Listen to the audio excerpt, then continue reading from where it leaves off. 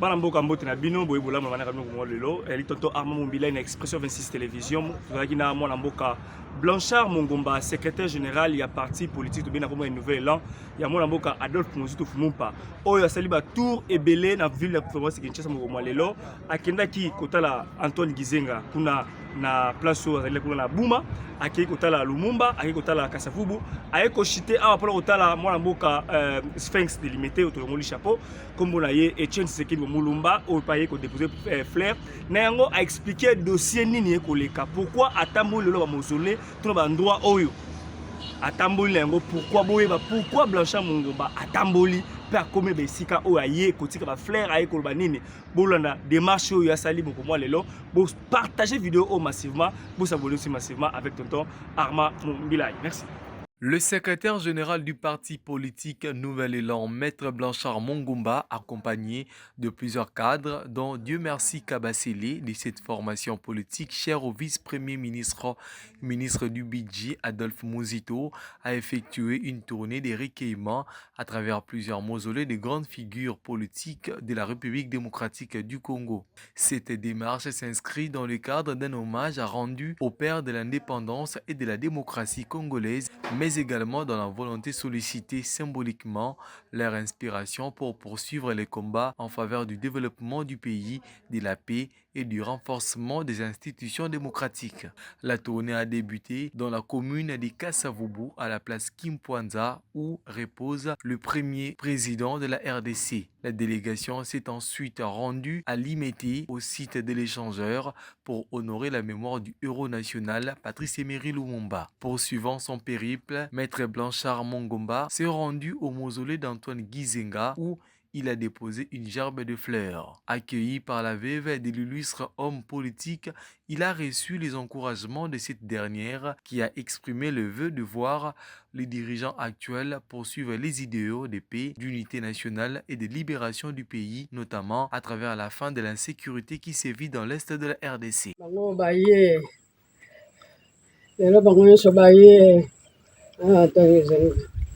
O bana babwaka yo te babosanaka tata te baye sikoyo omoni oyo bakobondela salisa bango balonga salisa bango balonga tonezoni bana baye Adolphe Muzitu atindi bana nyonso bango baye salisa bango balonga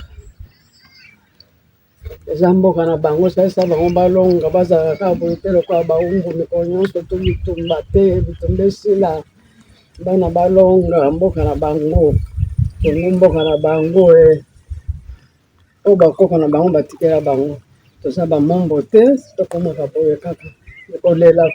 kokunda te na kansi mbala oyo kosimba Mobutu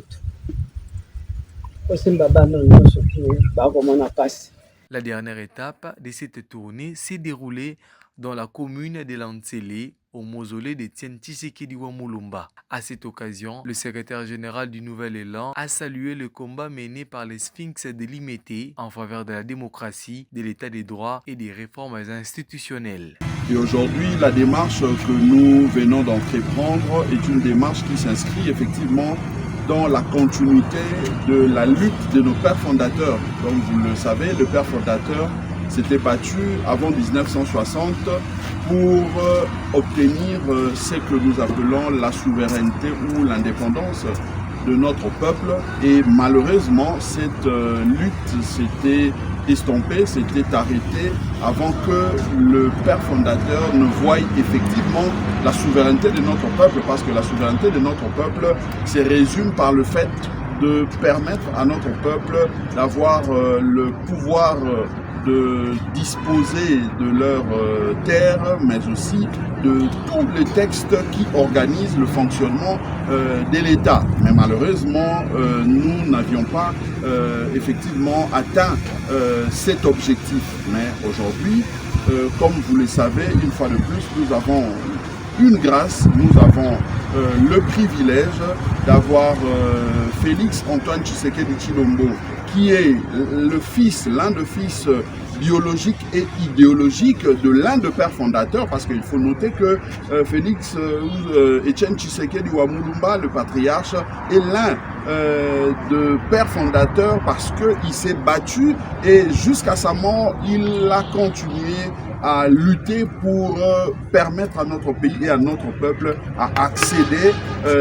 à la démocratie ou à la démocratisation de notre pays. Et voilà pourquoi aujourd'hui, puisque c'est un de ses fils idéologiques et biologiques qui est à la tête du pays, et l'avantage pour Félix Antoine Tshisekedi Tshilombo est d'avoir à ses côtés un autre fils idéologique qui est Adolphe Muzito. Les deux constituent le socle de cette lutte que nous menons aujourd'hui. La lutte qui constitue à doter à notre peuple un texte fondamental qui sera l'émanation de ces peuples souverains. Voilà pourquoi nous avions estimé qu'il fallait faire la ronde de nos pères fondateurs, les visiter, leur parler pour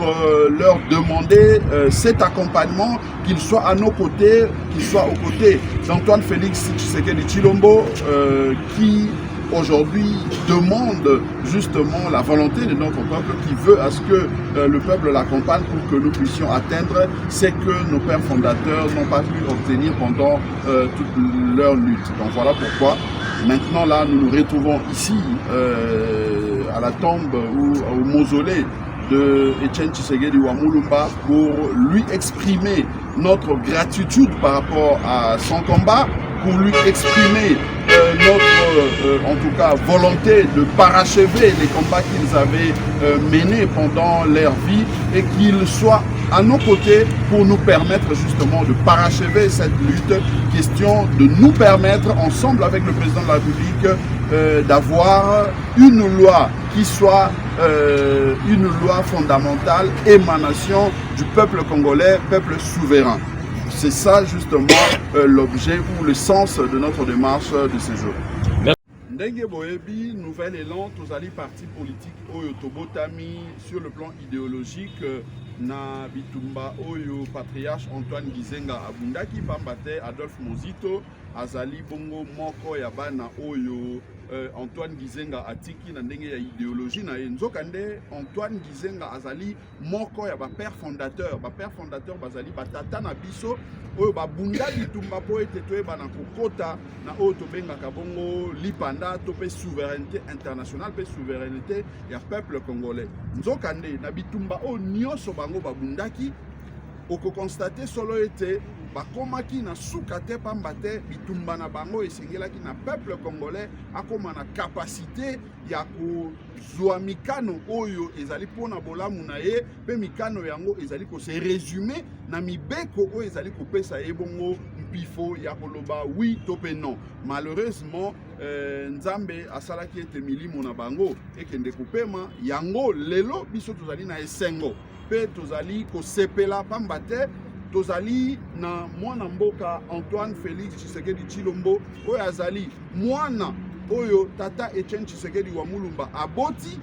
pe sur le plan idéologique ya bitumba ya mboka azali lisusu fils idéologique na ndenge tobengaka na lopoto pe na pembeni na ye tozali na privilège ya kozala lisusu na mwana mboka Adolphe Muzito oyo ye pe azali fils idéologique ya patriarche Antoine Gizenga. Yango omoni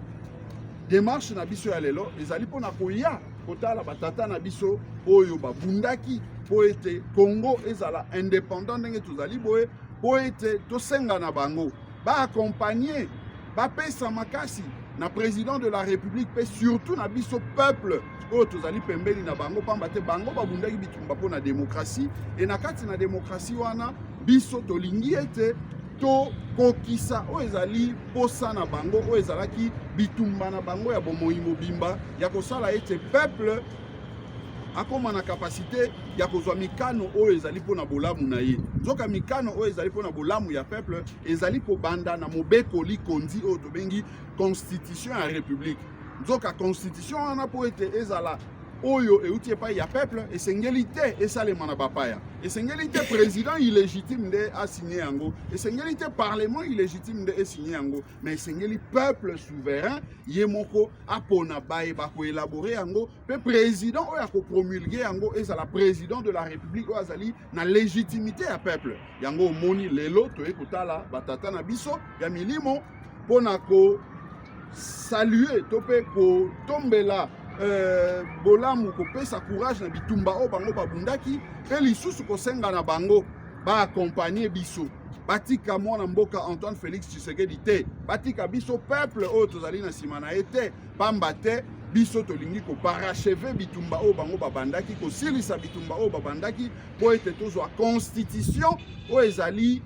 républicaine. Constitution républicaine et la constitution outi et pas na biso moko peuple congolais peuple souverain yangonde mama ya likambo o esengi esali ete biso totambola lelo ndenge oboni lelo tozali na mausolée ya papa Etienne Tshisekedi wa Mulumba pona kosenga maboko kosenga makasi kosenga ete accompagner biso na mwana mboka Félix Antoine Tshisekedi Tshilombo po ete toyeba na kozwa constitution ya sika oyo kozala bongo volonté ya peuple souverain. Anthony Bing.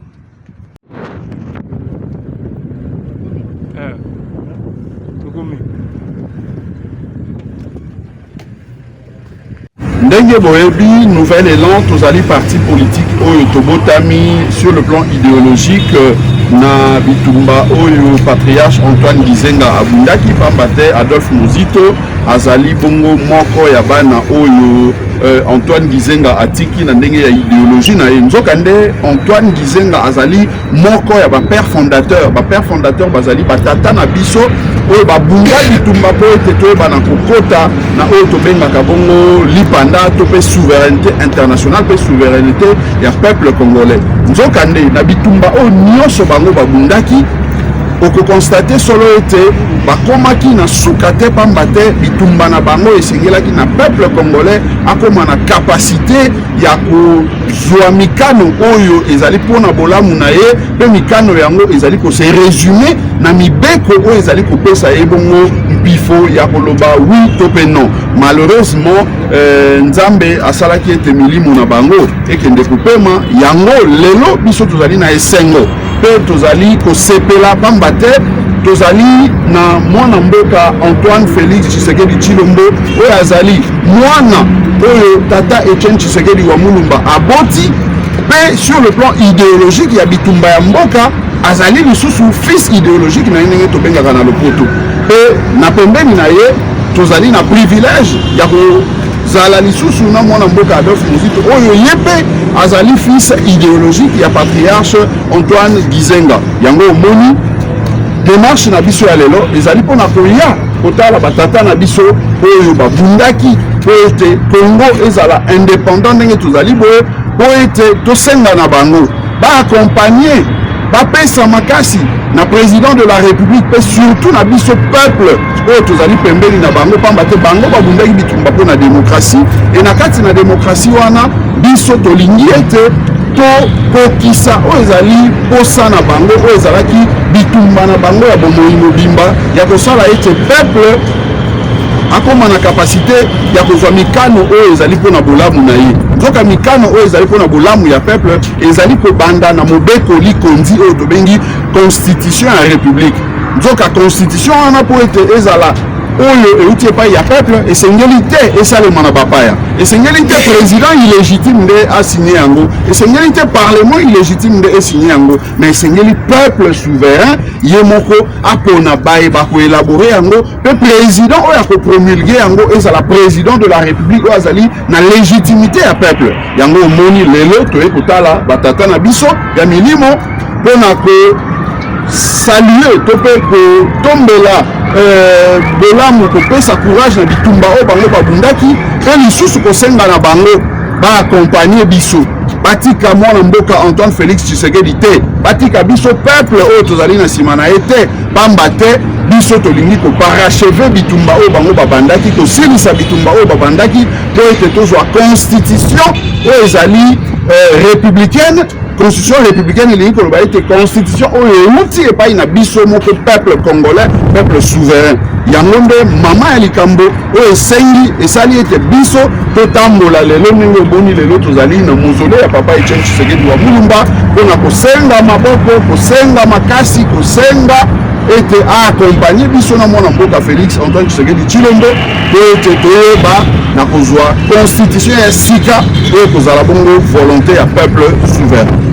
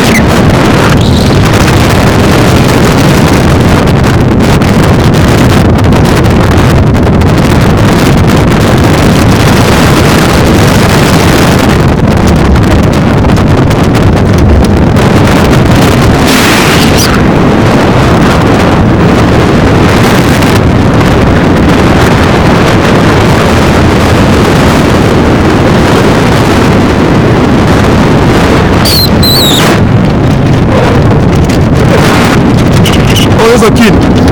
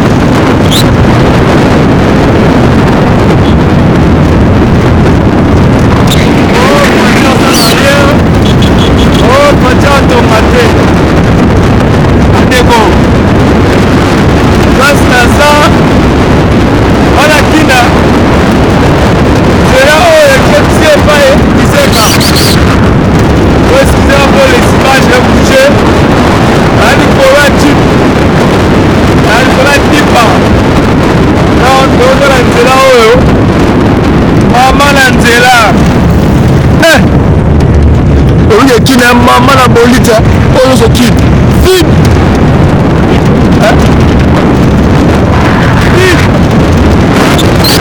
Non mais franchement.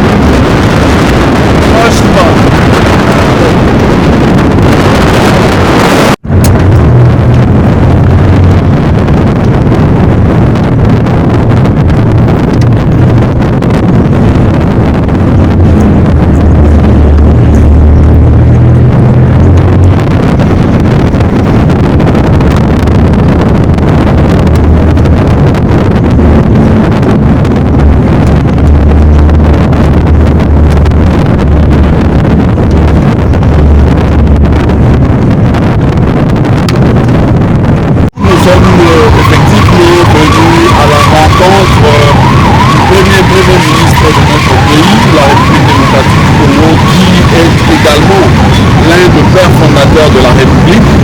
et comme vous le savez si bien, le père fondateur s'était battu tout au long de leur vie pour permettre à la République d'accéder à la souveraineté internationale, mais également permettre à notre peuple d'accéder également à la souveraineté populaire. Malheureusement, ce combat, il faut le dire, n'a pas atteint son second parce que si vous revoyez encore l'histoire, vous constaterez que lorsque la République est née en 1960, le texte fondateur de cette République n'était pas un texte qui était l'émanation de notre peuple. Tous les textes fondateurs qui ont suivi n'ont jamais été sanctionnés de manière directe par notre peuple. Ce qui fait qu'aujourd'hui, nous avons au sommet de l'État, à la tête de la République, Félix Antoine Tshisekedi Tshilombo, qui est le fils biologique de Etienne Tshisekedi, mais également le fils biologique de dans le nouvel élan comme parti politique. Nous sommes les descendants Antoine Gizenga qui nous a donné Adolphe Mozico, qui est l'un de ses fils biologiques. Ce qui fait que dans la continuité du combat que ces pères fondateurs ont mené, nous défendons l'idée de changer, d'avoir une nouvelle constitution pour nous permettre justement de parachever le combat qu'avait commencé, qu'avait mené nos pères fondateurs. Et aujourd'hui, nous sommes très enchantés d'avoir, comme nous l'avions dit, au sommet un fils idéologique de l'un des pères fondateurs, et nous pensons qu'avec lui, nous pouvons effectivement accéder à cette nouvelle constitution qui serait l'émanation du peuple souverain. Voilà pourquoi nous sommes dans la sensibilisation non seulement de notre peuple, mais aussi nous venons à la rencontre des différents pères fondateurs pour leur exprimer notre vœu de voir effectivement venir une nouvelle constitution qui sera la consécration de la lutte du combat qu'ils nous ont mené tout au long de leur vie. C'est le sens justement que nous donnons à cette descente au mausolée du patriarche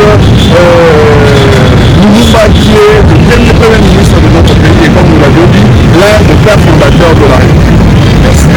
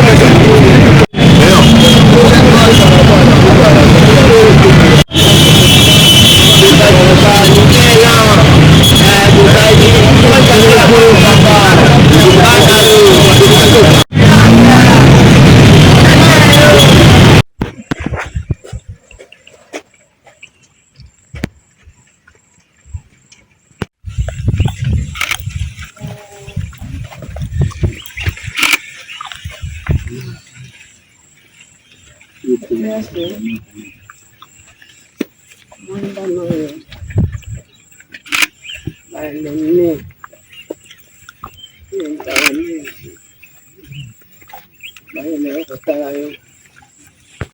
bango makasi bakoba tina suka nga makasi eza eso te naye kolakisa bana nayebaki te moko mosusu bakoya lisusu bana baye ata mizenge bana baye Adolphe Muzito aye ngoya biso nzela boke bonga bana bakomona pasi boye bofungola nzela bofungola nzela bana bamona bana basala bana babika bana botika biso na pasi boye ata nzela Adolphe Muzito atindi bana eza kuna oyo boye nabakisi kobakisa mbula enokaki elongolaki yango nyonso mai ekoteli ye kuna babakisi ya kobakisa atika boye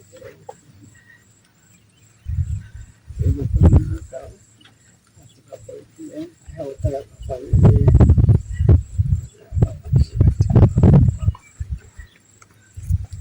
nasepeli batata bana boye omoyoka papa na bino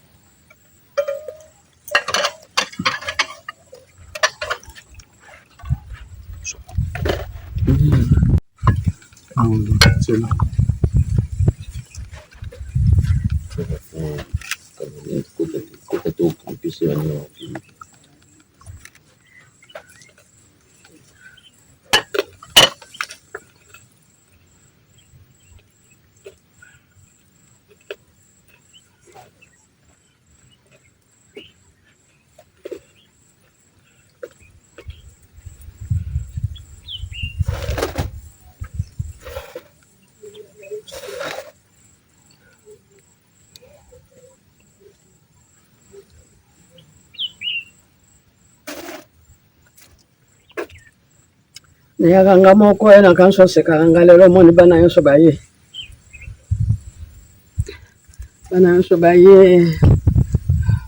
bango oyo baye bango nyonso Adolphe Muzito aye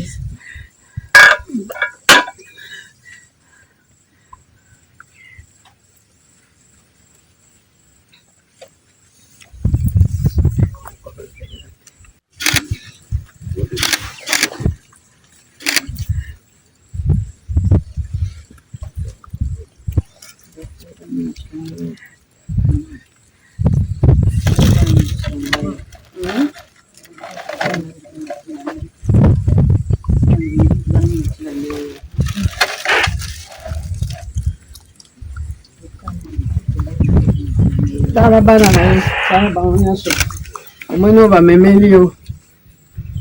bamemeli yo obenisa bango basalela oyo lisusu oyo batikali ya bana biki oyo basala lisusu balemba te o bakontinue nzela ya papa na bango atiki ye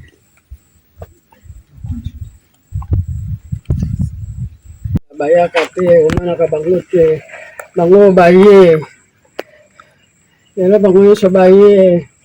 ata ezali o bana babwaka yo te babosanaka tata te baye sikoyo omoni oyo bakobondela salisa bango balonga tonezeli bana baye Adolphe Muzito atindi bana nyonso bango baye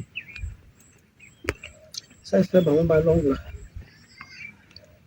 eza mboka na bango salisa bango balonga bazalaka boye te lokola baumbu mikolo nyonso to bitumba te bitumba esila bana balonga mboka na bango tongo mboka na bango oyo bakoko na bango batikela bango toza bamombo te tokomaka boye kaka kolela kokunda te nakansimba loyo kosimba mokisitu kosimba bana nyonso bakomona pasi kobunda pamba te mpo na bango makasi eza lisusu te ya koloba te koloba na bino moko mosusu bapapa lelo eza mokolo ya liboso.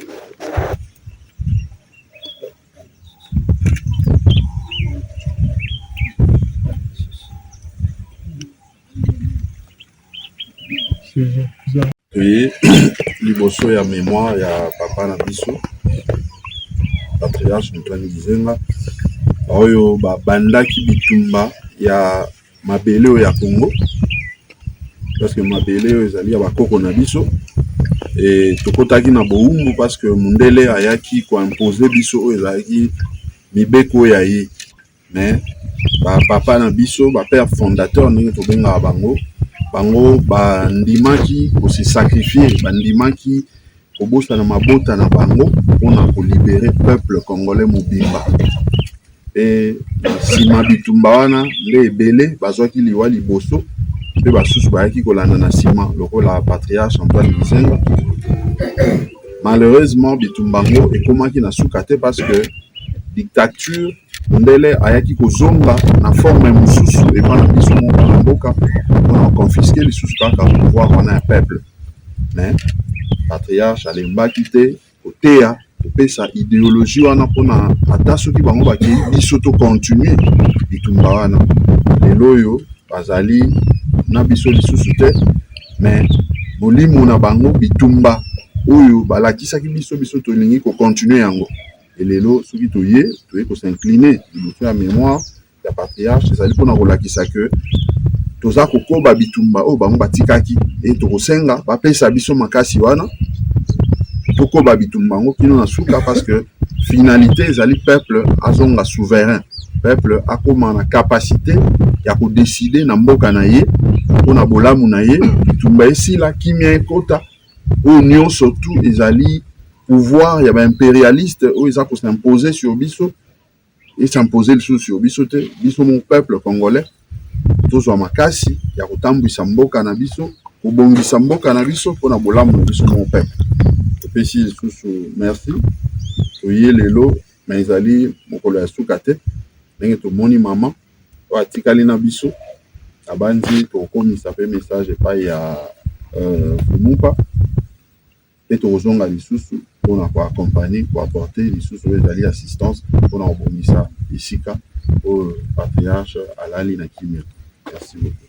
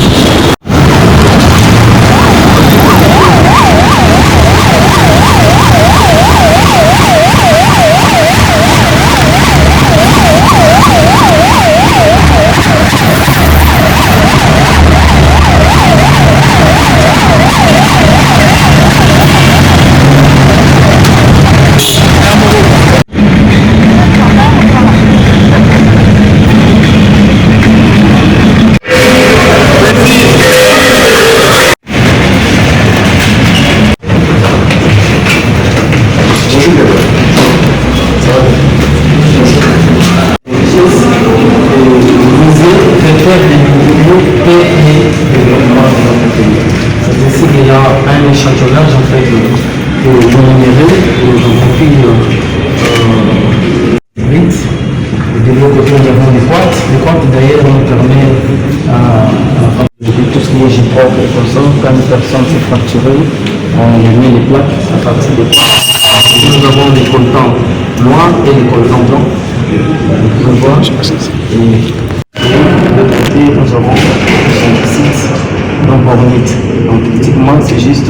à l'état de bit, mais c'est un échantillonnage que nous avons permis à ce que nos enfants puissent venir découvrir. La grande salle d'exposition, alors, nous les musées, en tant que conservateurs de notre patrimoine, nous avons voulu que nos enfants puissent le connaître. Ça, c'est la chaise du président Mobutu. De l'autre côté, c'est la chaise purement en léopard, où était dédiée en fait pour les affaires coutumières. Et il était purement vraiment le CCC Koko Kongwendo Wazabanga. Et des fois, il réunissait les gens au théâtre des Verdures à Niamante, au-dessus, pour tout ça célébrer, organiser des festivités culturelles, que les gens puissent connaître en fait notre tradition. Et là derrière, c'est la gigantesque cette chaise à 3,50 m, là où il s'est fait roi d'Afrique. Et c'est purement la chaise que les DG Simon-Siala venaient de ramener de l'Assemblée nationale. C'était gardé au Palais du Peuple. Et c'est l'année passée qu'il a pu ramener ça. Il a dit voilà, il a un droit approprié. C'est ici à l'Institut des musées nationaux du Congo que ça soit conservé. Donc voilà, bref. Mais c'est une grande exposition qui parlait de la rumba, de la richesse en fait. Pour la danse de rumba, est-ce que vous avez déjà amorcé une telle démarche? Effectivement, c'est tout un processus. Depuis 2021, il y a toute une commission des chercheurs de l'Institut des Nations du Congo qui partent en terre de Rennes. C'est une mission proche, une coopération proche avec Terre de Rennes. Au stade actuel, ils ont déjà recensé 84 000 objets qui ont été déjà numérisés, digitalisés à partir de Belgique. Et là, ils sont en train de documenter ça, pour pouvoir fournir des explications, puisqu'il y a des œuvres qui sont sorties clandestinement, avec ou sans autorisation. Et maintenant, ça serait non seulement en Belgique, 84 000, vraiment en France,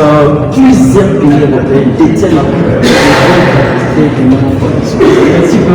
nous avons demandé qu'il y ait aussi la construction du grand musée de Renaissance afin d'abriter bien conserver tous ces patrimoines qui reviendront de la. Merci beaucoup. Merci.